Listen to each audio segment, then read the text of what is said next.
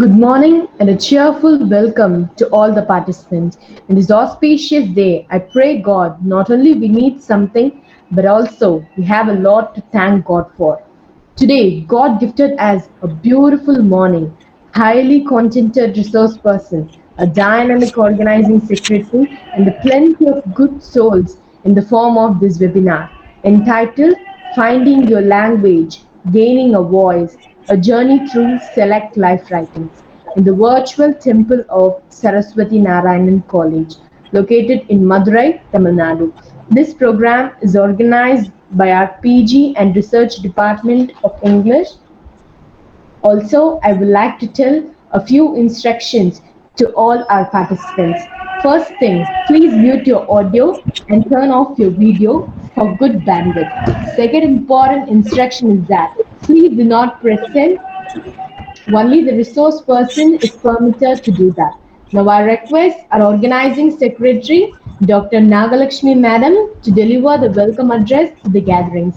Please, ma'am. Thank you, ma'am. With showers of blessings of God, warm greetings to all. I really feel honored to be associated with this elite Congress of English fraternity and scholars on this grand occasion of the webinar on finding a language, gaining a voice, a journey through select life writings to be enlightened by the great academician of repute, Dr.MARIA Preethi Srinivasan. She is indeed a gifted human being and an exceptional teacher. She has committed her matter and spirit to the cause of academic well-being of the student community, thus laid a good runway for the students to have a better takeoff in their life. We are delighted to submit thankful welcome to the principal, vice principal, head of the Department of English, and the fellow teachers, respectfully acknowledging their support and encouragement. It is our privilege to welcome the technical team and the participants who are committed to constructive participation in the webinar. Well, appreciating the resource person for her warm gesture of honoring our request to disseminate her expertise, I'm indeed proud to present her stupendous bio note. Dr. Maria Preethi Srinivasan is an Associate Professor of English at Queen Mary's College, Chennai, India. Her doctoral research was on the life writings of Australian Aboriginal, Indian Dalit and Adivasi women with a focus on their empowerment. Her research proposal for her doctoral research secured for her the Endeavour Award for the year 2006, sponsored by Department of Education, Science and Training, Government of Australia. She also received this award from then Prime Minister of Australia, Mr. John Howard, on his visit to India. Under the aegis of the award, she was a visiting scholar at the School English, Media and Performance Studies in Sydney till October 2007. She received an Australia-India Council Fellowship in 2008 as well. She has travelled widely in Australia and Europe in relation to her academic work and has publications in reputed international journals. Her most recent academic publication is a collection of papers under the title Multiculturalism and the Social Fabric in Australia, America and India, published by Emerald. She is also a creative writer. A few of her poems have been published in Of Indian Origin Writings from Australia, titled and edited by Paul Sharad and Meta Padmanabhan and published by Orient Black Swan in the year 2018. She is also a visiting professor at the Australian Research Centre for Transcultural Studies, Vienna, and collaborating with this centre on research project titled Ethnicity and Hegemony. Apart from her interest in literature, Dr. Maria Preethi Srinivasan is a passionate educationist.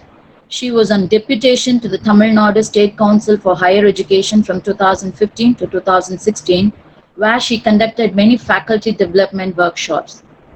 She was also a member of the team which prepared the state plan for Rashtriya Ucha Shiksha Abhiyan submitted to the Ministry of Human Resource Development in 2014.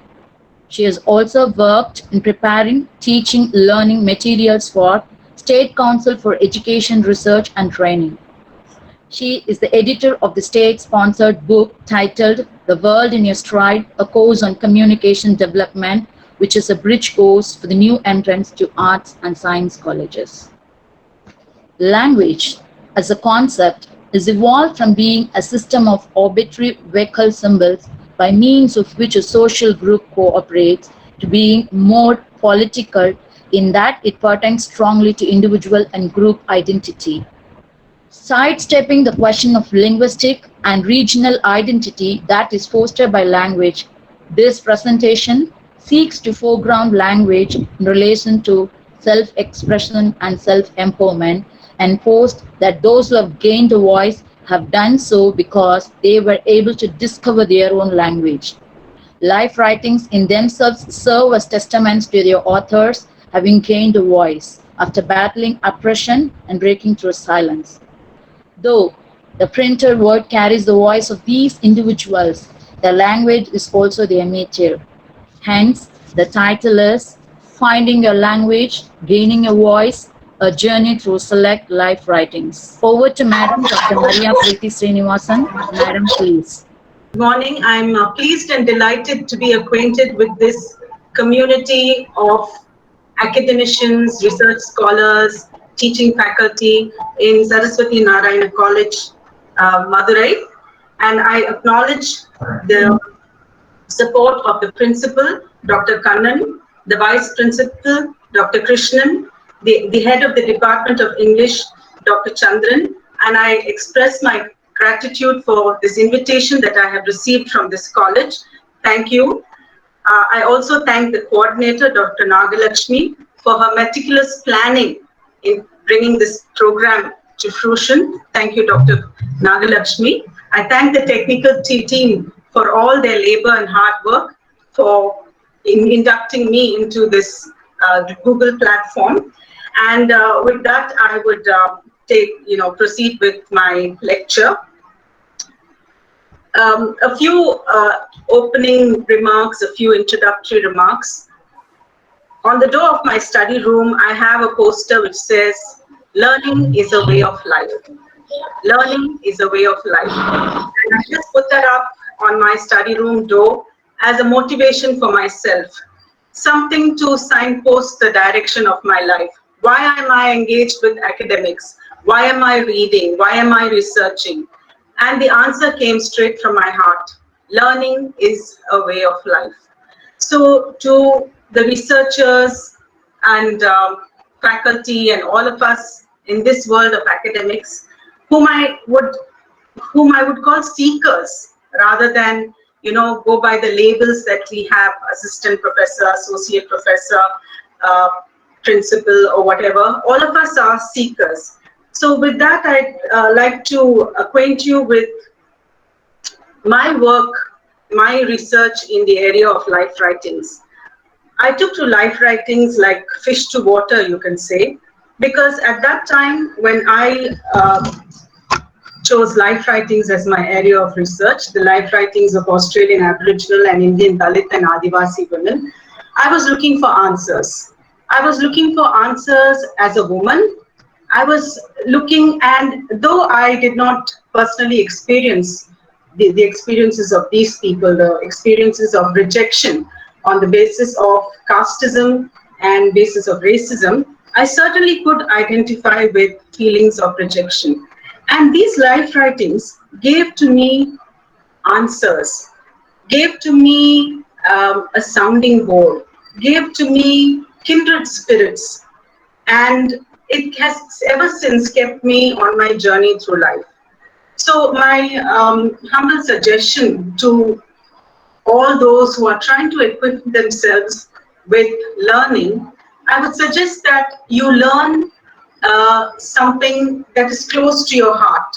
So, and the reading also that you do, instead of being in the rat race to equip yourself with the knowledge that everybody else has, you can zero in on things that are close to your heart. For example, if what engages your mind is the prison experience, you can research in relation to the prison experience. And there is a wealth of information Antonio Gramsci's Prison Notebooks, and then Nelson Mandela's Walk to Freedom.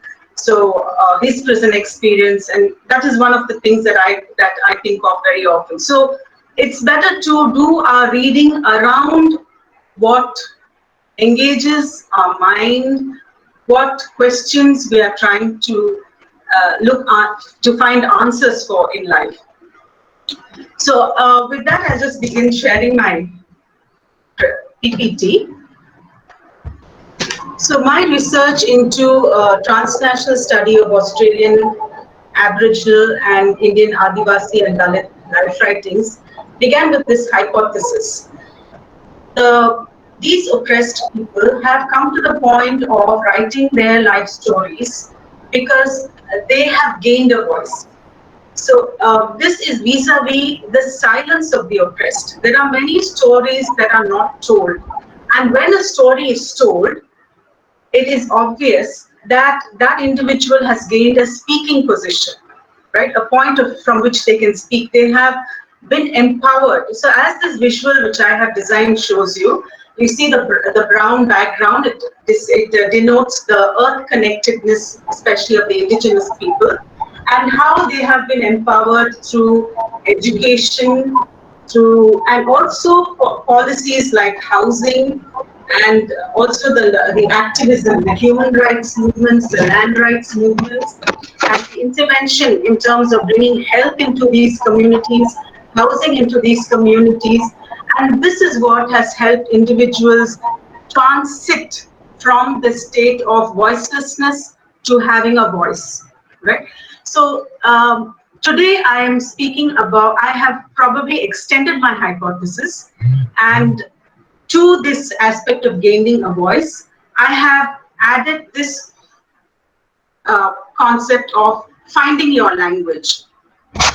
So, and I want to say that, this to me is a work in progress. So when I finished my PhD studies, I felt that I had some understanding of what it takes to gain a voice, the empowerment that is involved, and the agencies of empowerment, the enabling that takes place. Well, this, and as your, this visual, this is the visual I was talking to you about my representation of empowerment of indigenous people, the brown signifying their connectedness to the earth, and then you see community life at the center. Human rights, land rights, education, empowerment through education, intervention of into these communities through housing, medical help, and their nurturing of the environment. As I told you that I'm now extending this hypothesis, and the person who welcomed me to this gathering said that I'm a passionate educationist. Well, I do want in my lifetime to empower people through education, and that lends meaning to my life. So having said that, I have been thinking about this idea of finding your own language. This is something that has engaged my mind both as a teacher and as a person with social consciousness and as a person with social vision. So if we are going to insist that education is about the written medium, the spoken medium, we're probably ignoring people who have other abilities and capacities. And we know that over the years, thankfully, the definition of intelligence quotient has changed. So according to Howard Gardner, there are multiple intelligences. There are, and a corollary of that is there are multiple literacies. So my question is, are there multiple languages? And as I told you, this is a work in progress. I am still engaged in the task of establishing. I do believe that there are multiple languages, but in terms of academic discourse, we need to establish, or I need to establish for myself, that there are multiple languages. See, for instance, the other day, maybe 2 weeks ago, there was an article in the paper about a small write-up in the sports section by the badminton champion Gopi Chand, where he's talking about how there needs to be physical literacy. And he was saying that the Western model of training sports people to be winners, okay, to be performers, is not the model that is required in India. In India, sports education has to spread far and wide, not with the aim of creating winners in the Asian Games or Olympics or whatever, but rather to promote physical literacy. And that term physical literacy intrigued me. So now we're all aware of the term emotional intelligence. So, and then I wonder if there is something called emotional intelligence. Is there something called emotional literacy? And lo and behold, I found that there is something called emotional literacy. So there are multiple literacies, and there are multiple intelligences, there are multiple literacies. So these are the multiple literacy intelligences that Howard Gardner speaks about. And I want to relate these multiple intelligences to multiple languages. So as you see, there are 8 intelligences, right? So it's not about your innate ability, what you are good at, what you are very strong at. So in our education system, we unfortunately prioritize and centralize numerical ability, linguistic ability, and neglect other abilities. So here are these 8 intelligences: logical, mathematical, linguistic, musical, spatial, bodily, kinesthetic, naturalist, interpersonal, intrapersonal. So referring to all these skills that people might have and that they are very good at. So in my talk today, I may not be able to bring you life stories from all these intelligences. I will concentrate on one or two, on 2 of them. With regard to literacies in the field of Aboriginal studies, this is a very significant book by Penny Van Toon, where she says that the title says it all: writing never arrives naked. And she's done a lot of research about how Aboriginal people have engaged with writing, right? They have written letters to the superintendents of the reserves on which they lived. They have tried to write on, their traditional wooden clubs. They're written English script on bark. So they were trying to learn the language of the oppressor, trying to learn English. And this book has a lot of samples of the letters that they wrote. See, they had to write letters to the superintendent of the reserve. The reserve was like a prison. So they had to write letters asking for permission to go out just for a couple of hours and be back. So it was like being on parole.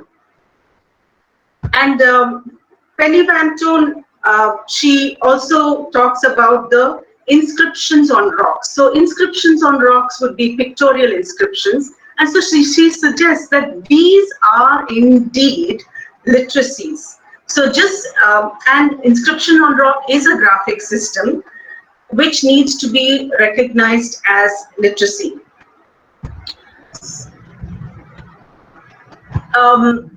Well, so this is one question that we need to centralize when we talk of gaining the speaking position. Can the subaltern speak?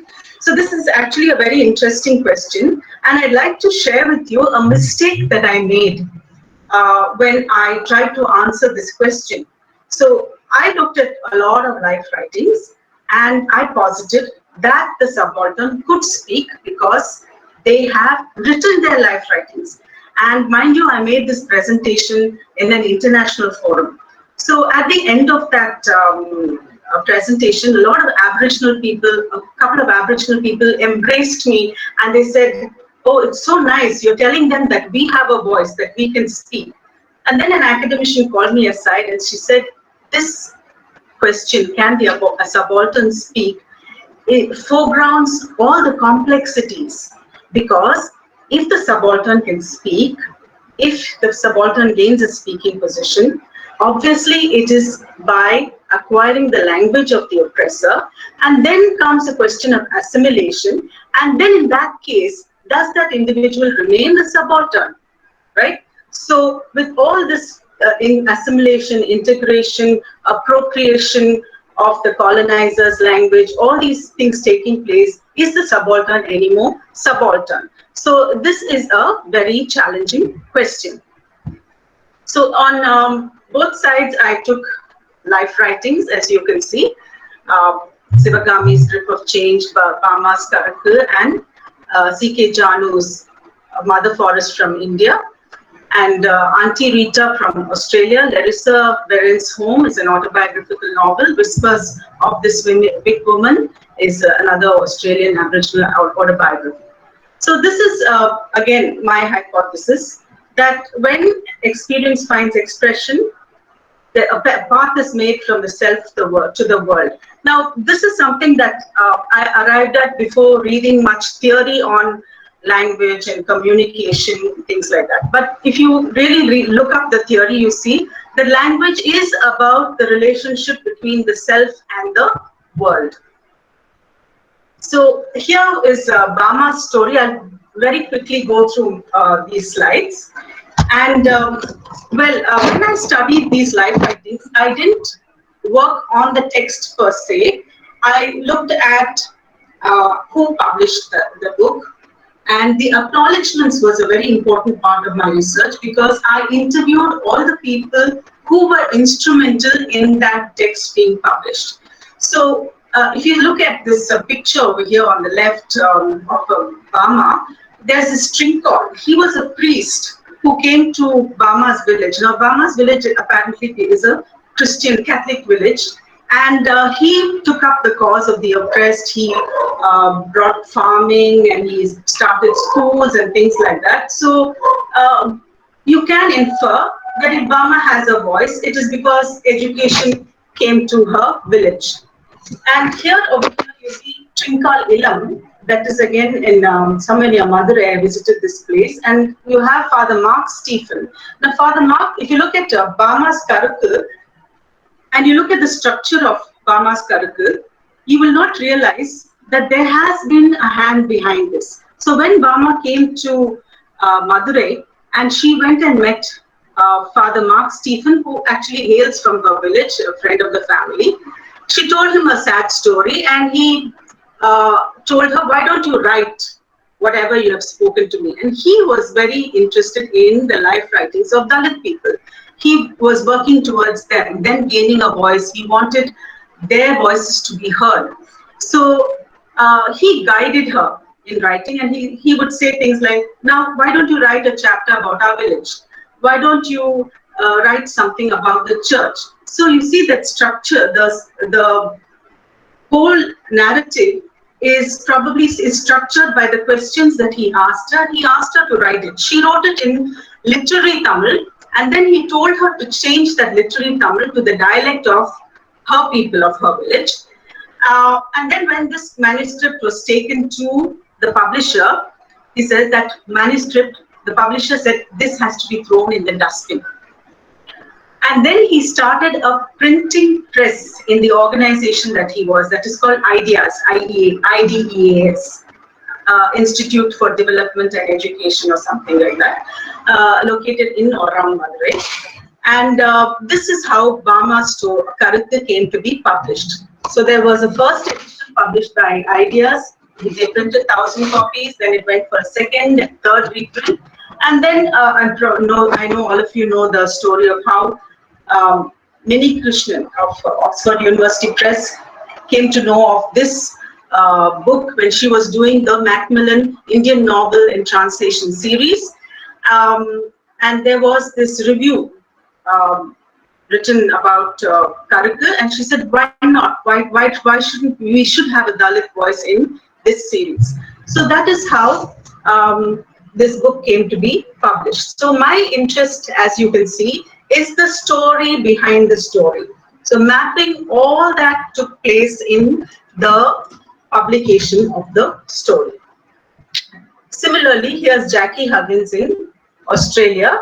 She was at that point of time a professor at the University of Queensland, and for 13 years she was chair of Reconciliation Australia. So what is Reconciliation Australia? You might have heard about white people and Aboriginal people crossing the Sydney Harbour Bridge as a gesture of reconciliation. That is, we will meet each other halfway.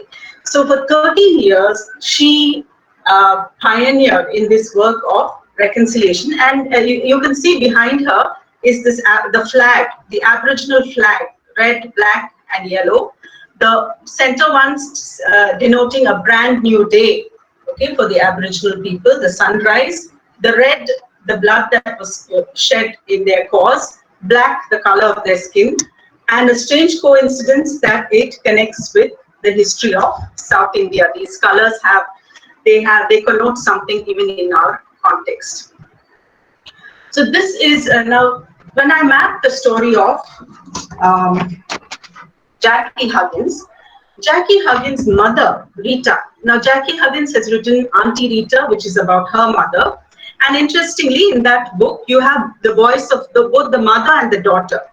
So when she started writing her mother's autobiography, she and her publisher and editor found that she was stifling the voice of her mother. So they arrived at this pattern of working where her voice, Jackie's voice, would come in the regular font. Jackie's voice would come in the regular font and her mother's voice in italics. So they differentiated between the two voices in italics and in the regular font. That's a very interesting narrative.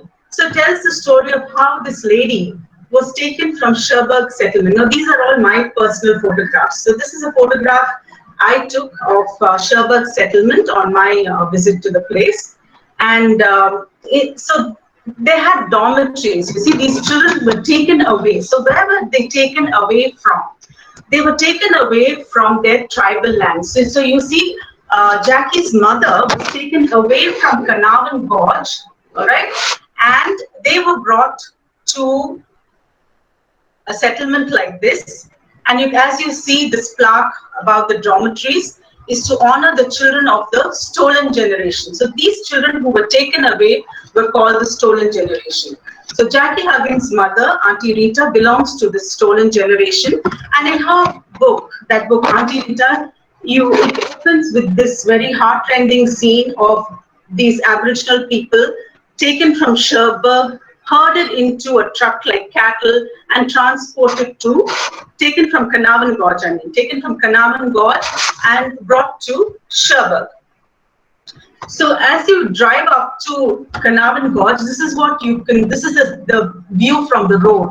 But obviously the place that we are entering, Carnarvon Gorge, is behind these mountains, okay? And it's a beautiful trek after this. So now what did I find in Carnarvon Gorge? Now in Carnarvon Gorge, you have these there are places where you have this stenciled art, okay? Stencil painting. And this place where I've taken this photograph is basically a cemetery. So these hands, sometimes you will find a hand where one finger is folded, okay? The last little finger is folded, and that could indicate that a child died, okay? And so I felt that these are also texts. Now this is what Penny Van Toon also says. There are other literacies and carvings on rocks, on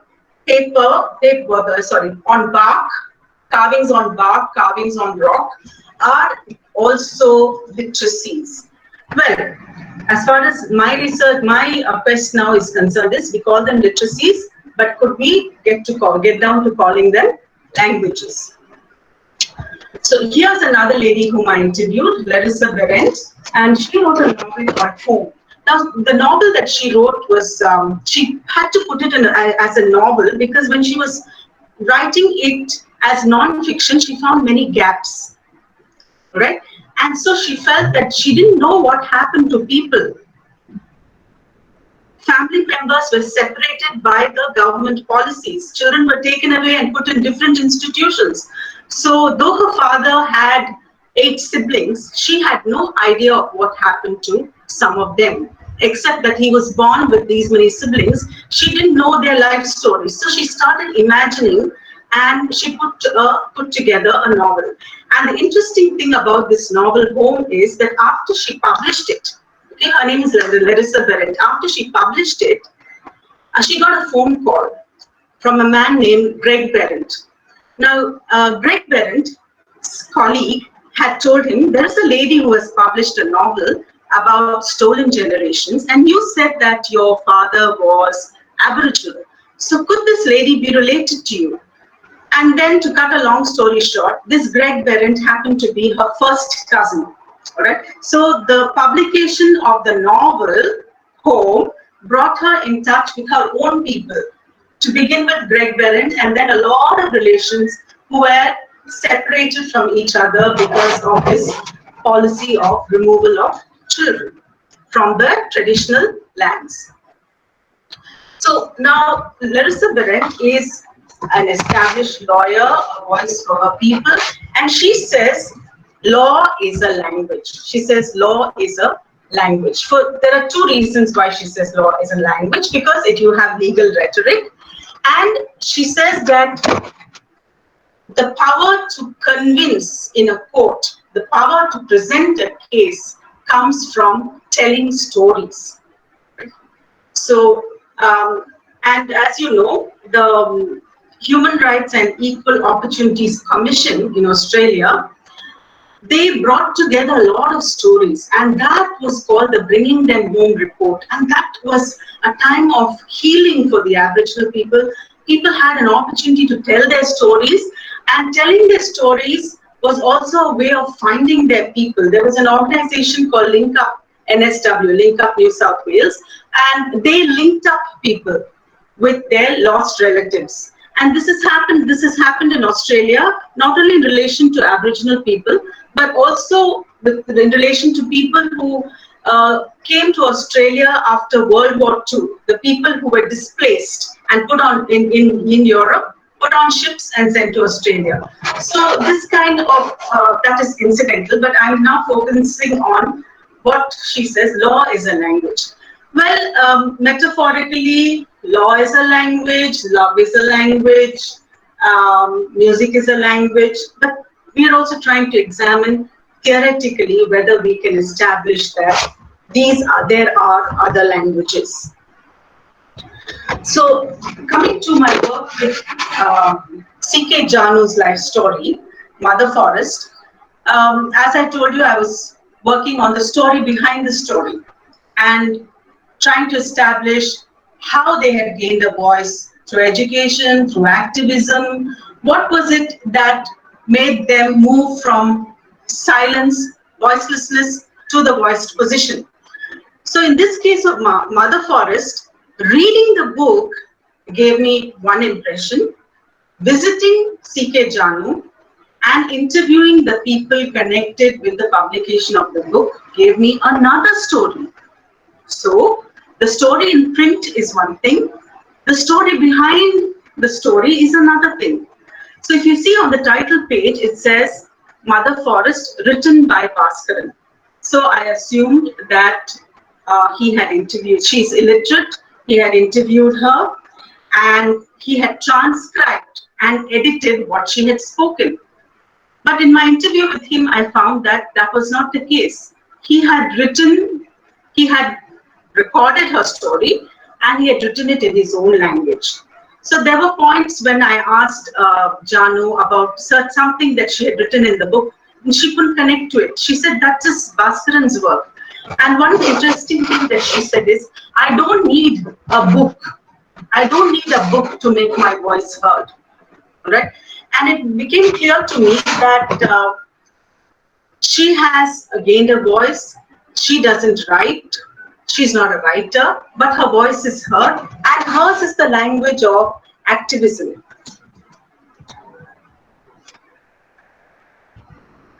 So here, in 2009, again, I visited Janu, and she was attending meetings, and at that time she had and she still has her alliance with the Dalits of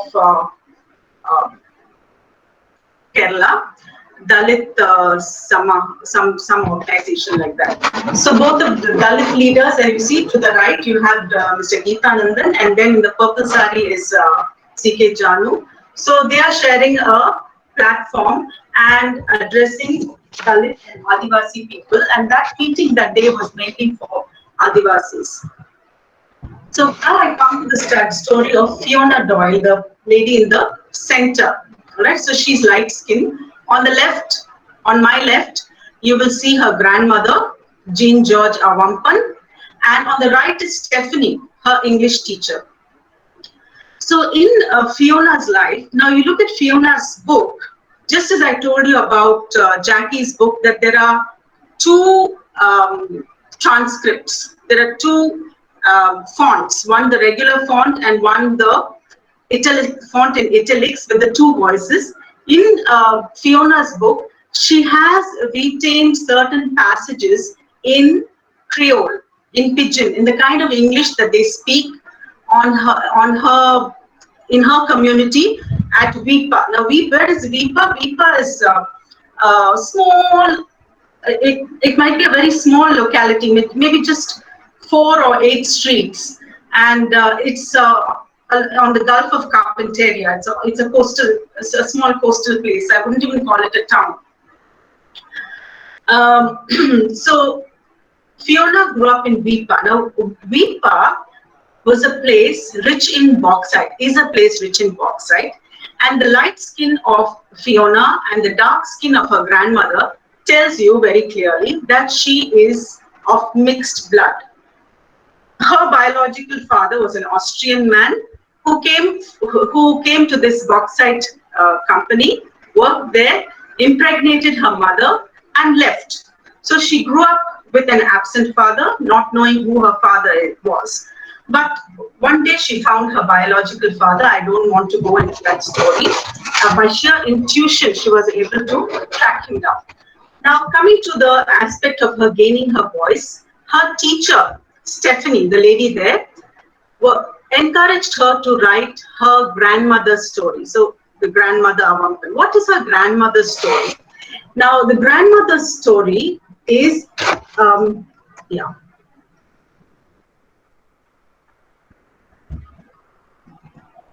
So you can see Jean George Avampan standing here on the banks of the Embly River.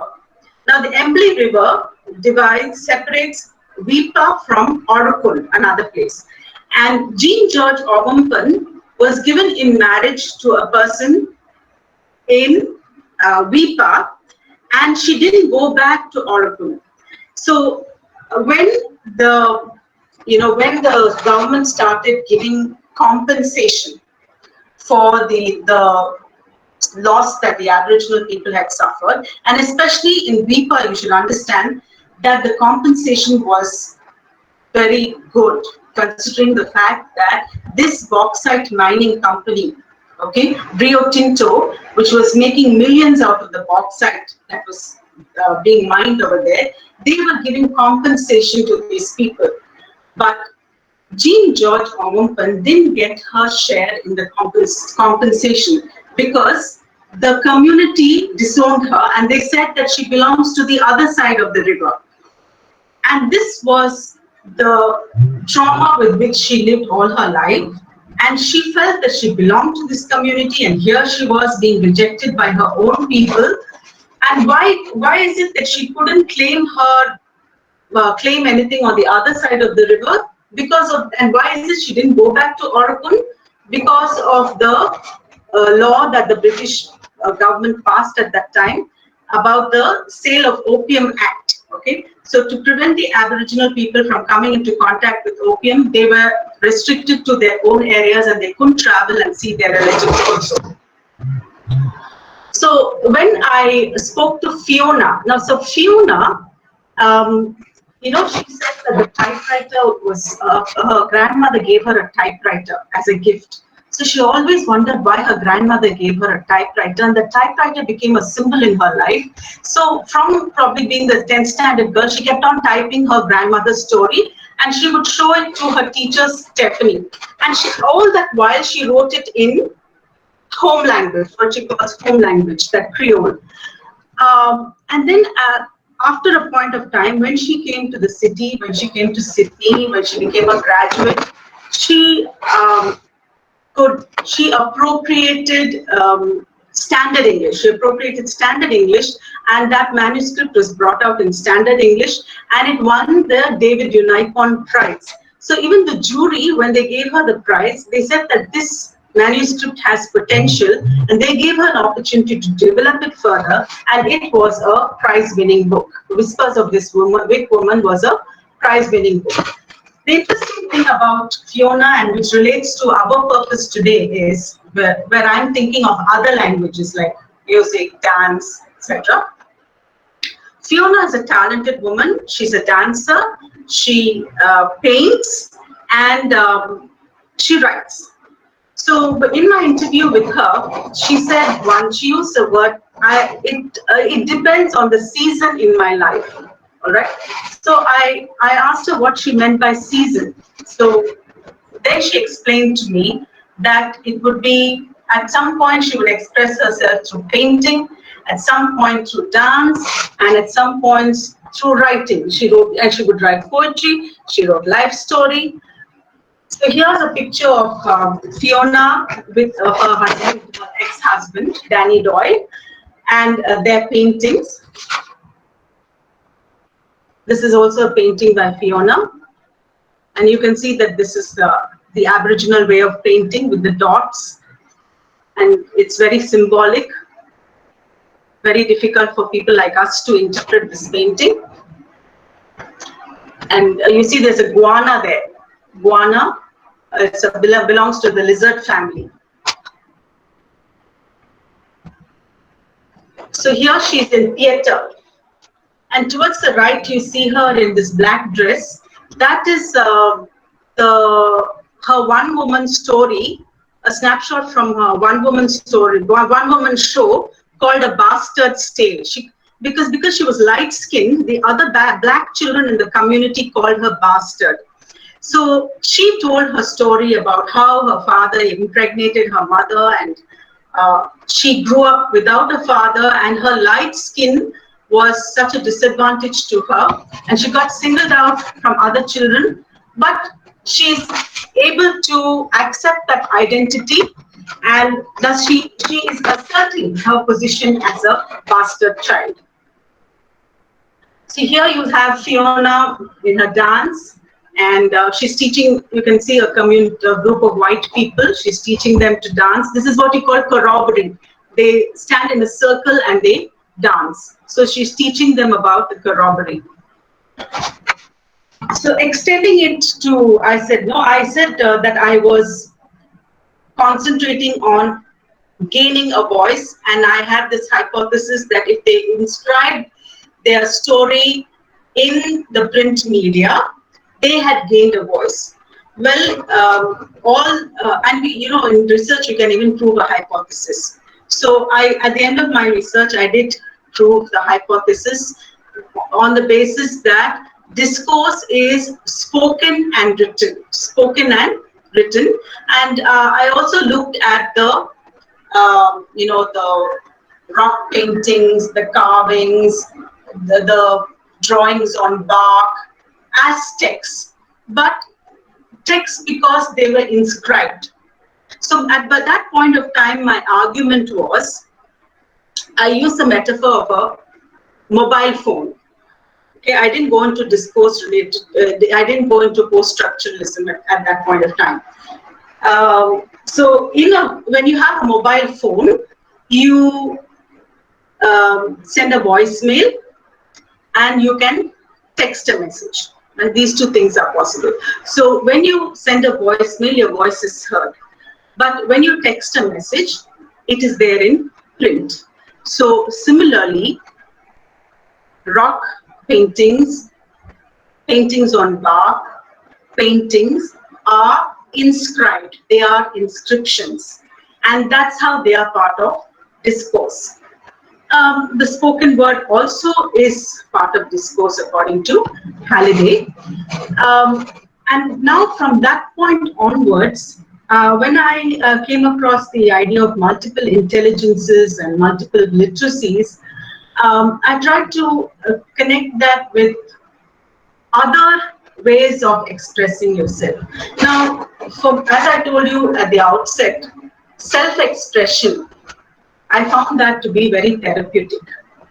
So people who write their life stories, they find healing through that. And even when they come to the point of writing their life stories, there's a certain degree of emotional healing that has taken place. So I want you to visualize what trauma is. Okay, trauma is that position of silence.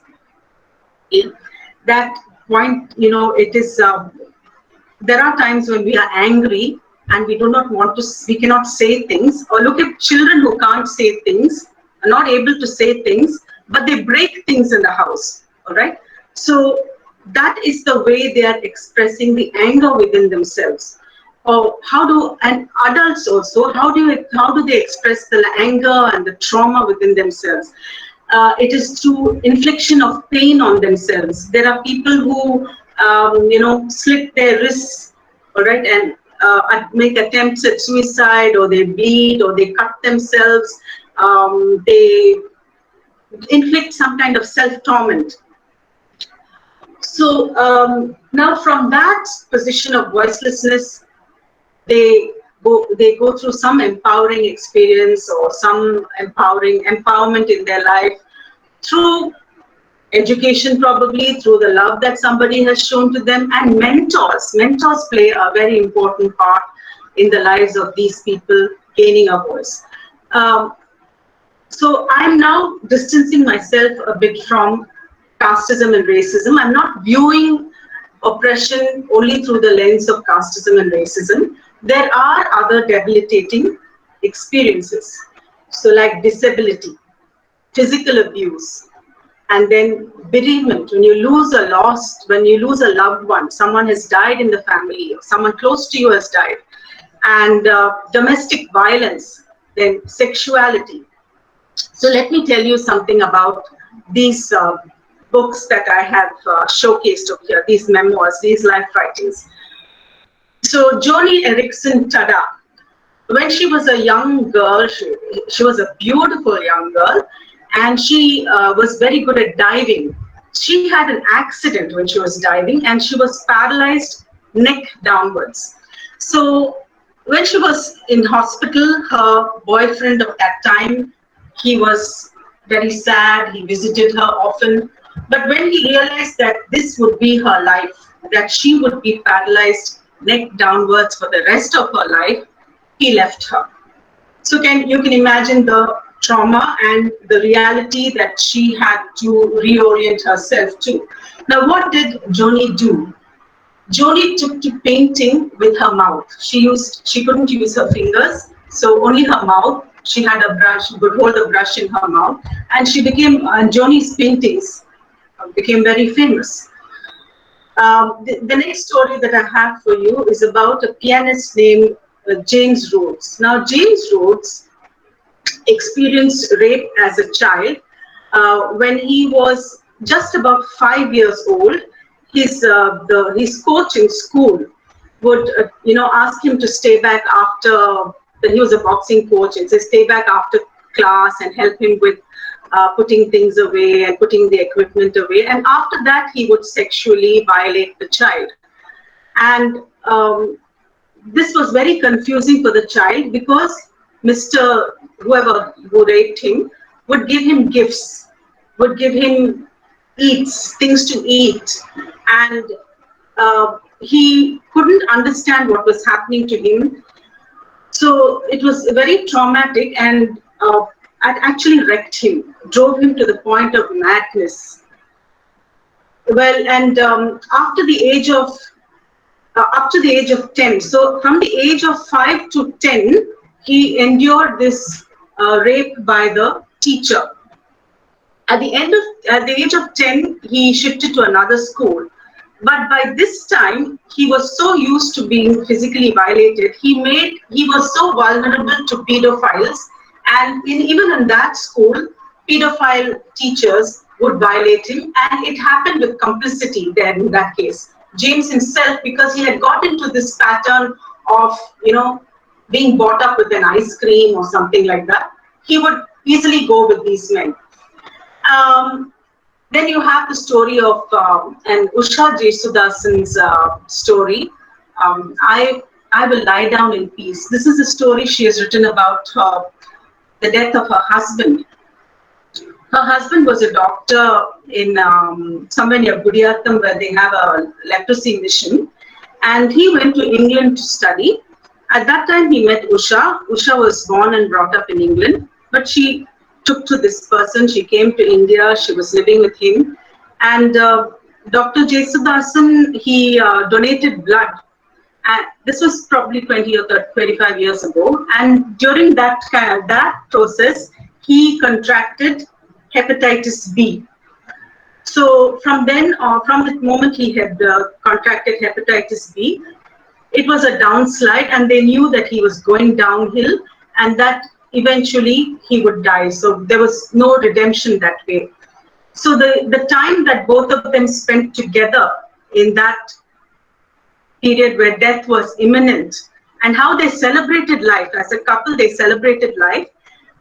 Usha and Dr. Kumar Jesudasan had 2 sons, but because Dr. Jesudasan missed a girl baby, so at that point, though she knew her husband was dying, she adopted a baby girl, and she just took this little baby girl dressed up in a pattu pavada and all that to her husband's bedside, and he was so happy that they could have a girl child. So they tried to fulfill, knowing that life is brief and that separation through death is imminent. They made the best of that time, and and after his death, you might have seen her writing for the Hindu, the children's section.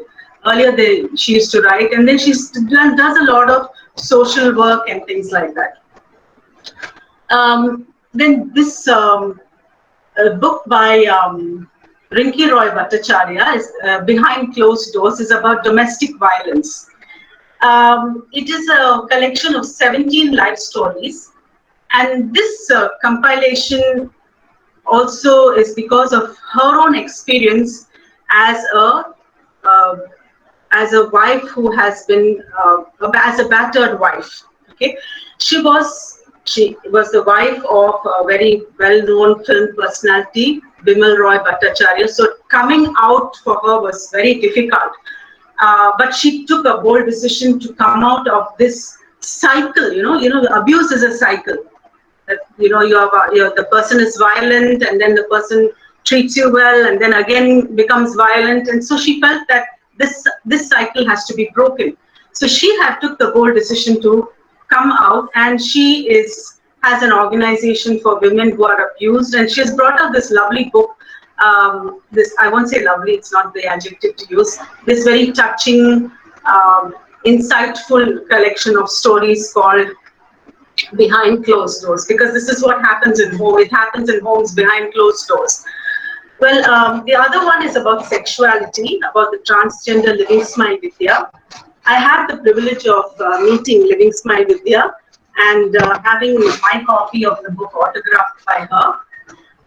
Living Smile Vidya was born a male, but found that she was more inclined to be a female, and then because she liked to wear women's clothes, and she felt that she was actually a girl trapped in a boy's body, she eventually ran away from home. And the story, her story is the story of transgender people whose family is not able to accept them. They run away from home, they go begging in cities like Mumbai, Chennai, and then they are part of that network, big network of transgenders, and they undergo this bodily mutilation in a very crude manner to change their sexuality. Now, all this trauma is there. There's so much pain in the life of Vidya. And her original name is Saravanan. So, Saravanan became Vidya. And when I met Vidya, formerly Saravanan, such a pretty girl. She came across as a very pretty girl, and she was in a theatre group. And she was performing very well, very expressive. And she was obviously a person who took to theatre, and theatre became her language of expression. So these are the books I was referring to. Joni's, Usha Jesudasan's I Will Lie Down in Peace, and James Rhodes, the musician's book, is aptly titled Instrumental. So as I said, this is a work in progress, and I'm still trying to locate it in theory about language.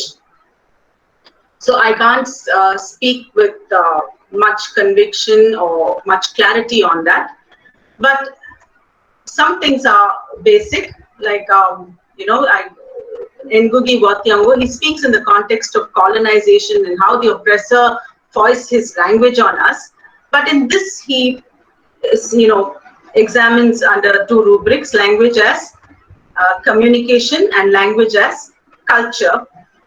And language, he says, and other theorists say, is the relationship between the self and the world. So if you are looking at the language of music, the language of sport, of physical body language, expressing yourself through dance, through sport, definitely there is this connect between the self and the world. Post-structuralism, also, there's a typo there, I'm so sorry. Post-structuralism also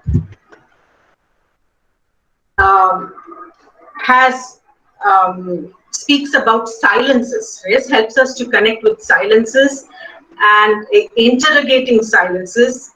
Then about reaching the speaking position, which of course Spivak talks about, and also about the text, right? So the text is not necessarily the word in print, but it can be a visual text like an advertisement, a song that is performed as a text, a dance is a text, a movie is a text. And this is something that we see in cultural studies as well. So these are the books I would recommend for you to read.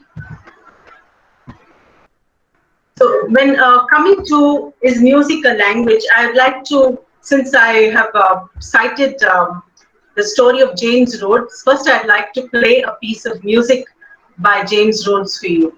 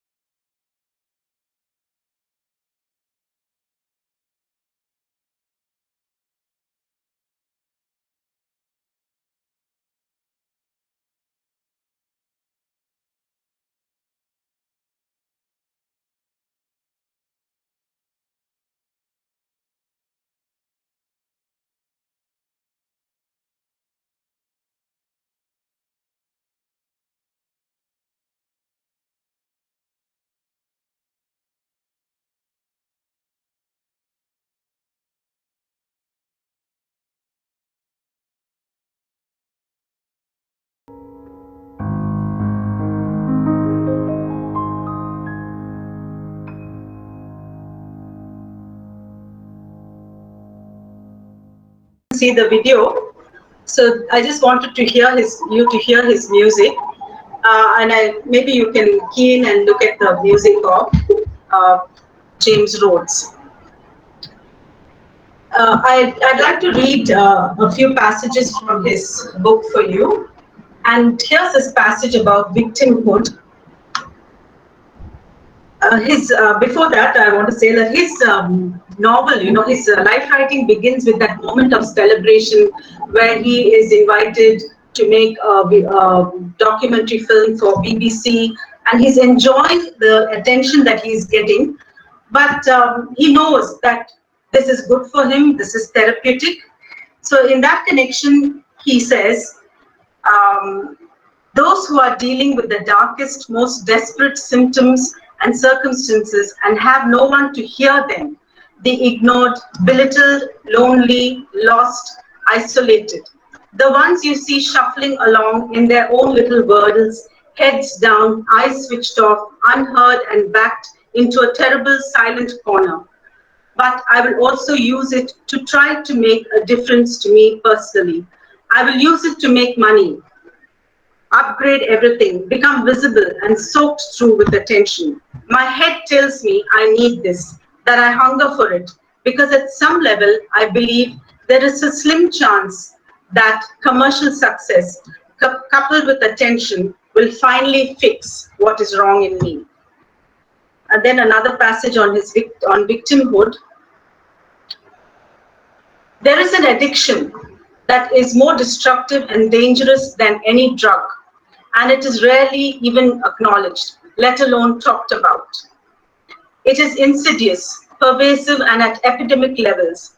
It is the primary cause of the culture of entitlement, laziness, and depression that surrounds us. It is an art form, an identity, a way of life, and has a bottomless, infinite capacity for pain. It is victimhood. Victimhood becomes, in a remarkably short piece of time, a self-fulfilling prophecy. The chapters in his book, he has titled with different masterpieces in Western classical music, and gives a small and also gives a biography of the composer of that piece. So, and he goes into the lives of these musical composers and touches upon the trauma and pain that they had in their lives and the music that they composed in that very traumatic situation or even after they came out of it. So, and he claims that in his life, Bach has been, the musician Bach and Bach's composition, Bach's performances have been very therapeutic for him, it healed him. And I'd like to read what he has written about Bach. About Bach, he says, he loved harmony so much that when he ran out of fingers, he would put a stick in the mouth to push down additional notes on the keyboard so he could get his high. You get the idea? When his first wife, the great love of his life, dies, he writes a piece of music in her memory. It is for solo violin, one of the 6, of course, paritas he composed for that instrument.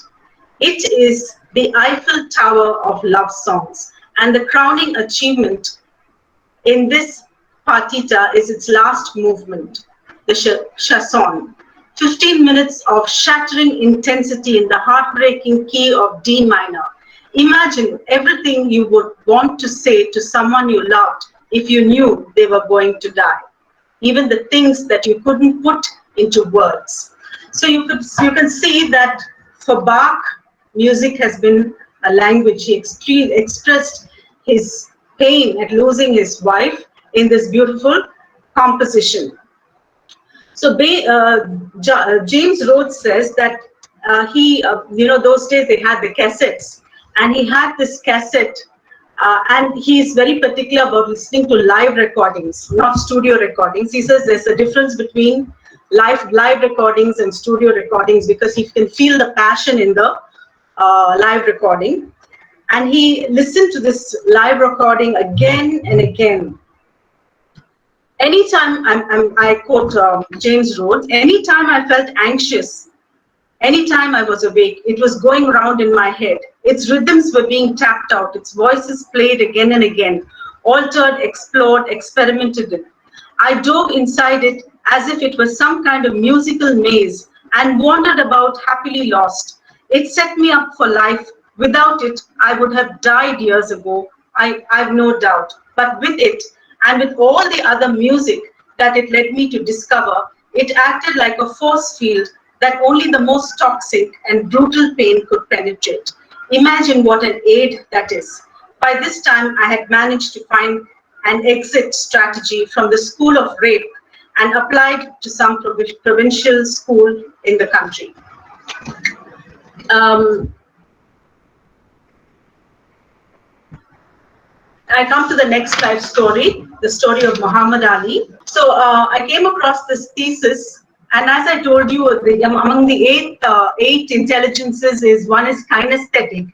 So this researcher, Terrell Corletto, uh, says that it's a kinesthetic language, the language of performance. So she is a performing artist, and she developed this theoretical position about dance as an effective and classic way to communicate a message or tell a story.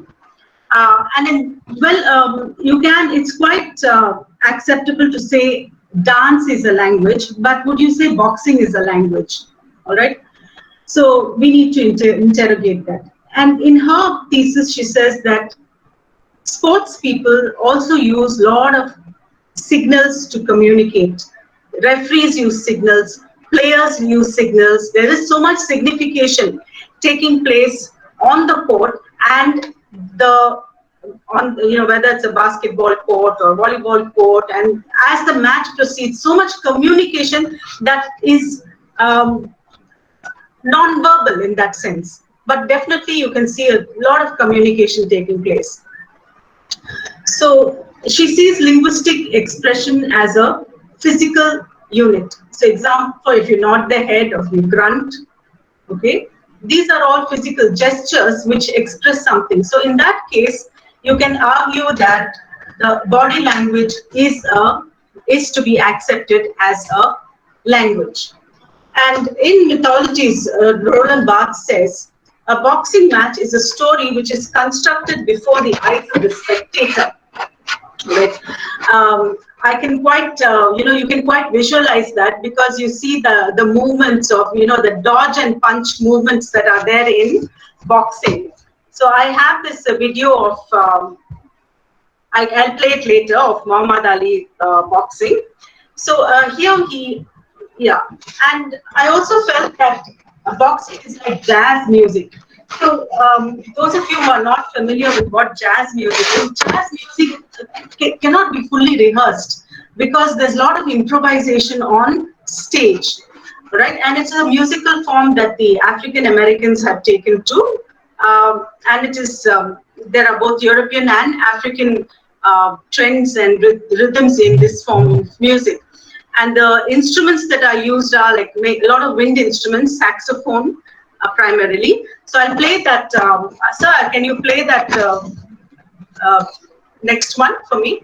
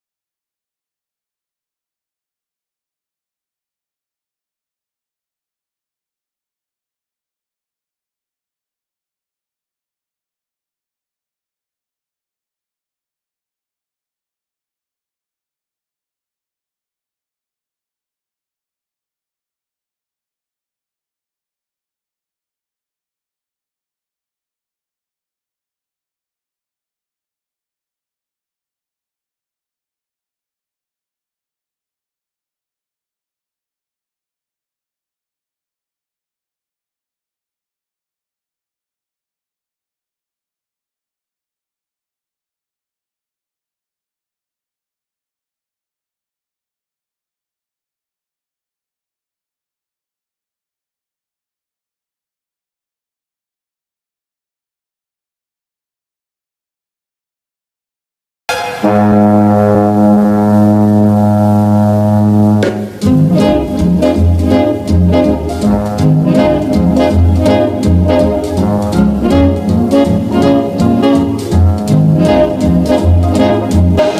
in that short piece that was played for you, the rhythms and the movements, you can see corresponds very much to the movements in boxing. As I said, the punch and the dodge and the moving around the ring.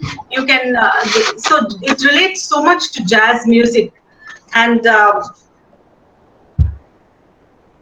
so wait, should I need to share the screen, sir? Yes, madam.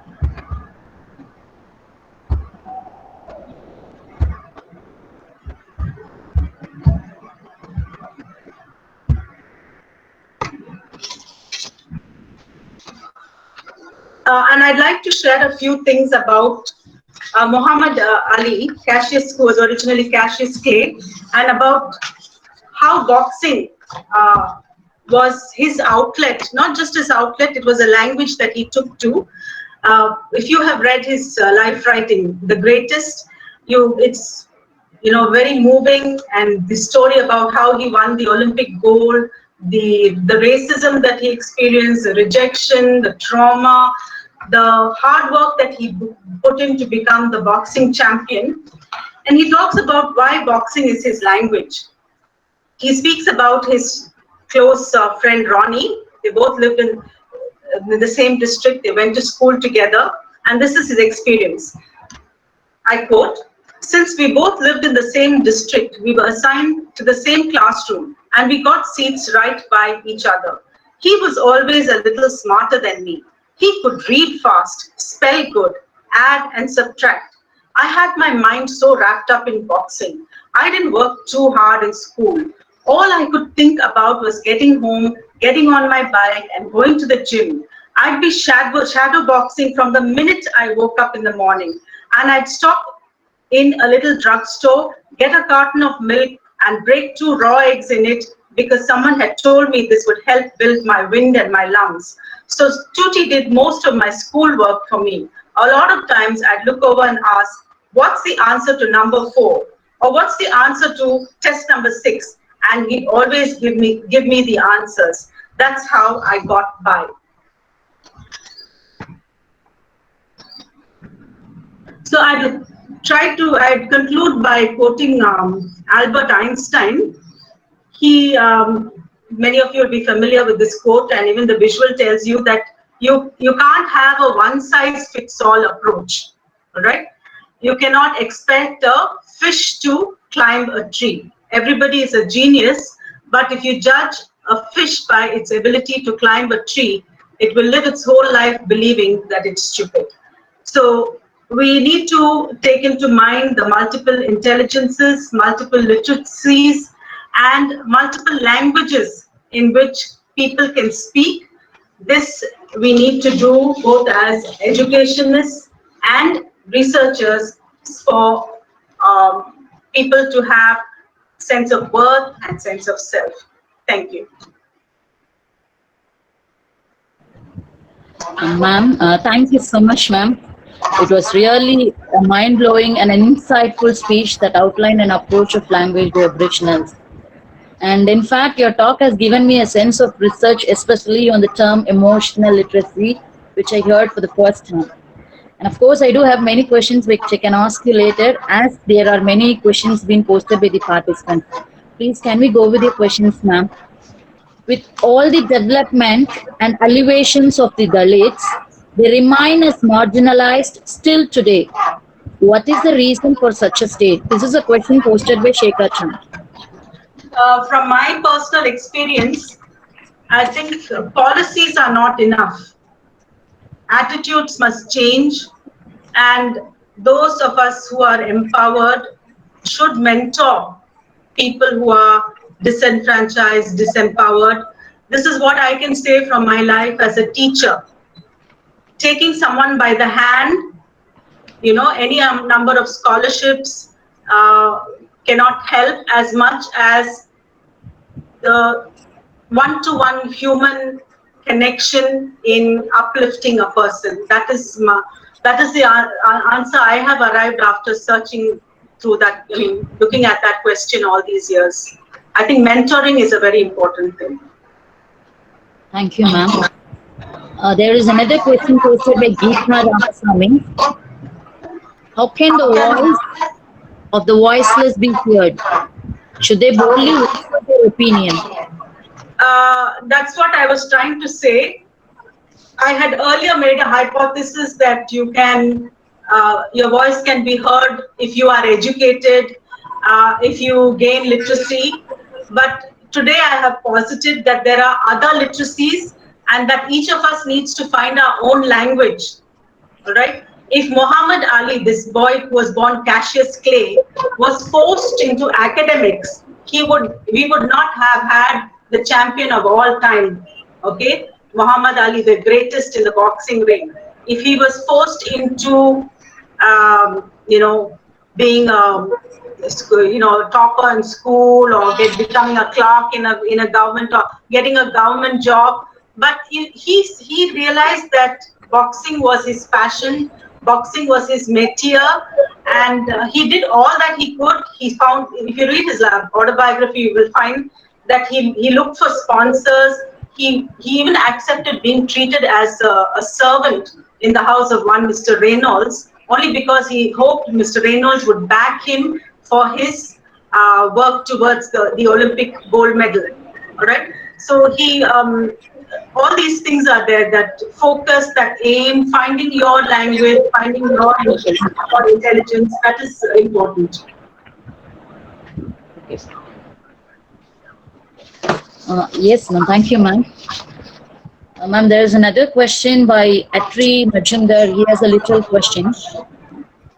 What are the points of similarity and difference between life narrative and autobiography or autofiction? Okay. I had a friend, in the University of New South Wales, who, made fun of me for using the term autobiographical fiction. She says, "Oh, you literature people, how can there be something called autobiographical fiction? Isn't it an oxymoron? How can it be autobiography and how can it be fiction?" Well, that is very interesting, because memory is the way we remember things, the way we remember when, as soon as an incident is over, the way you remember 10 years down the line. All right. So so if you have to look at it in terms of different types of life writing, one is ethnography, where the anthropologist goes into the field and writes the life stories of people as it has been narrated to him. So you find that this, Veerama in Dalit writing is an ethnography.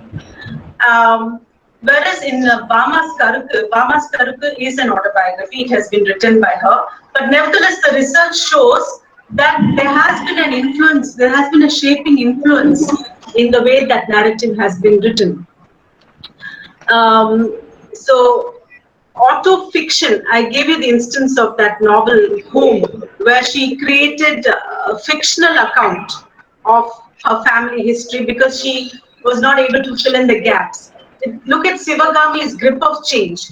It is an autobiographical novel, but she claims that it is very close to the actual story. Now, so whether a story is autobiography or autobiographical fiction is actually $1 million question, because of this question of authenticity. So when something is presented as autobiographical fiction, we are willing to make an allowance for lack of authenticity. When something is presented as an autobiography, we look for veracity. Okay? And there are times when there are conflicts about how something is reported. For example, you see Rigoberta Menchú. She won the Nobel Prize, all right, Nobel Peace Prize. And when her I, Rigoberta Menchú was published, there was so much outrage about some parts of her narrative which people said were not true. Right? So, as far as authenticity is concerned, there is no way of certifying it, and it both has both to do with memory and integrity.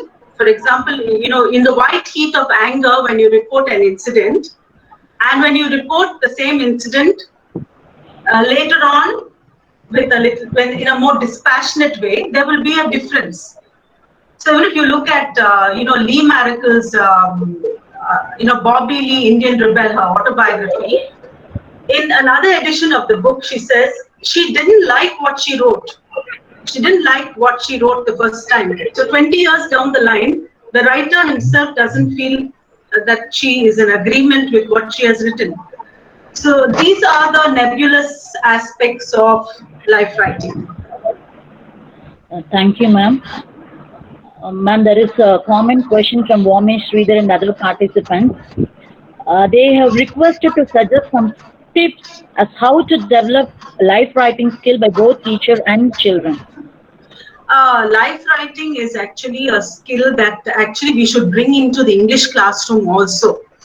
Because in ELT theory, there are so many theories about how students can learn English, but nobody takes in, I won't say nobody, very few people take into account self-expression, making the student write exactly what they have experienced. At this time, my point of time, I'd like to share my experience with my student Priya, 2009 to 12 batch at Queen Mary's. She used to write every day her diary, and I would correct her diary. And after a point of time, I told her, you can't, every day's routine is the same. You get up, you pray, you go to college. Why don't you write about something that you have experienced? Okay, your response to something that you saw, or something that happened way back home. And one day she wrote a story. She brought a write-up titled "A Story About Tea," and this was the narrative based on her parents' life on a tea estate. And she says that Indians, in her narrative, she says Indians were not originally consumers of tea, and this is the story that came from the tea estate. When the colonizers denuded the mountains, you see Munnar and all of them, full of tea estates. And they employed Indian labor. The labor was given a tea break. They were given a tea break, and they were served tea. Tea was not a traditional drink. So that is how we became consumers of tea. So like this, Priya started writing about all her experiences, what she witnessed on the street, and the things that she was reacting to and responding to. So life writing is a marvelous way of developing language skills, of also dealing with the traumatic experiences. Thank you, ma'am. We shall wind up this session with a question from with a question. Nagalakshmi, madam, would we have time for that? Muhammad Ali, that last video. I'll play Yes, a question, and then we can close with that video. Yes, ma'am. This is the last question, and we shall wind up with that, ma'am. This is a question from Sindhu Thaman. How can we change the attitude of the marginalized? How can we change the attitude of the marginalized? Nobody can change anybody's attitude. It should come from within, isn't it? But we can be external influences. I think motivations, they have to be, motivation is something that requires intervention as well. Intervention from a teacher, a social worker, a psychologist, and somewhere there should be that connection where the individual, picks themselves up, picks herself up or picks himself up and responds to the intervention. So it's very complicated. The interventions are constantly being made. Interventions are being made by the government. Interventions are being made by the teachers. Interventions by the parents. But whether that intervention is connecting with the individual is the question. Thank you. And when it connects, the miracle happens. The transformation takes place. Can we go with the video, ma'am? With the video, I want them to see the boxing and all that. And with that, I'll take leave of you, friends. It was wonderful connecting with you today over the subject of life writing. He'd been taking it easy and then suddenly the moment came. Suddenly the moment came. Watch it. And that was no banter. That was no phantom punch. That was no phantom punch. And he's down and out. However many times you look at that, it's the clearest punch you could see. George Foreman down on the floor. No phantom punch. A fantastic close with Muhammad Ali's video, ma'am. No, thank you, sir. Thank you. Now I cordially invite the organizing secretary, madam, for a formal vote of thanks, please. Thank you, sir. It's time for me to appreciate Mimi by thanking for making this webinar a resounding success. My foremost thanks to Dr.MARIA PREETHI SRINIVASAN for having accepted our invitation and gracing today's webinar. Thank you, ma'am. Your session was vibrant, smart-provoking, and interesting address. It was meaningful to once again thank you so much, ma'am. I express my thanks to Head Department of English and convener of the webinar for his guidance and moral support. I also thank the institution in general for rendering with all possible logistic support towards organizing this event. A special mention of thanks to Ms. Nandini Ilayaraja, the Master of the Ceremony. I'm also thankful to the participants who have turned up in such a great numbers, not only from our institution, but from various institutions throughout the nation. Thank you, dear participants. Events like this cannot happen overnight. So as the wheels start rolling weeks ago, it requires planning and bird's eye for detail. We are fortunate to thank the technical supporters, Mr. Ilayaraja and his team, who helped me tirelessly from day one to make today a successful event. Thank you, sir. I also further thank my colleagues, well-wishers, and friends for the great work. A special mention of thanks to my hubby, Mr. and Mrs. Shandalan. Yes, sir, for your moral support. I once again thank you all for kindly. Thank you.